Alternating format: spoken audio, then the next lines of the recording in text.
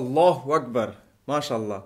اولین ځل دپاره افغانستان کې آنلاین فند رایزنګ کیږي زما د علم مطابق، او ماشاءالله افغانان مسلمانان او ها خلک چې په زړونو لري سینه کې او کومک یا خل سره څوک چې نه لري کوم شی چې دوی په لاس کې لري.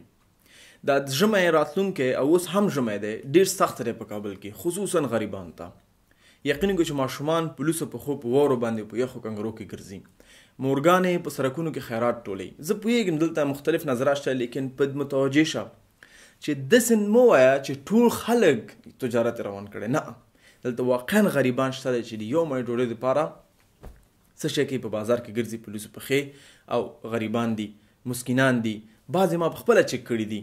یقین کوي چې کومک ضرورت لري. الحمدلله موږ 10,000 ټولې کړي دي، فقط چې خپل ټارګټ ته ورسېږو 2,000 پکار دي، 2,000 هم نه، تقریبا 1900 پکار دي، او موږ سره 10 ورځې دي ورونو خویندو.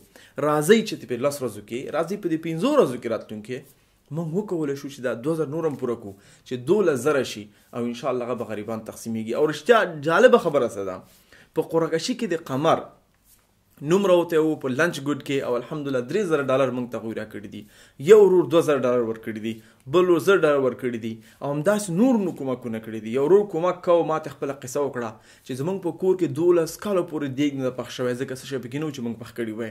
نو هغه کومک وکړو، وی الحمدلله ما ته خدای راکړي دي، او زه یم خلکو ته ورکوم. ورونو په دې پوه شئ چې زکات، خیرات، صدقه هیڅ کله مال کې کمی نه راولي.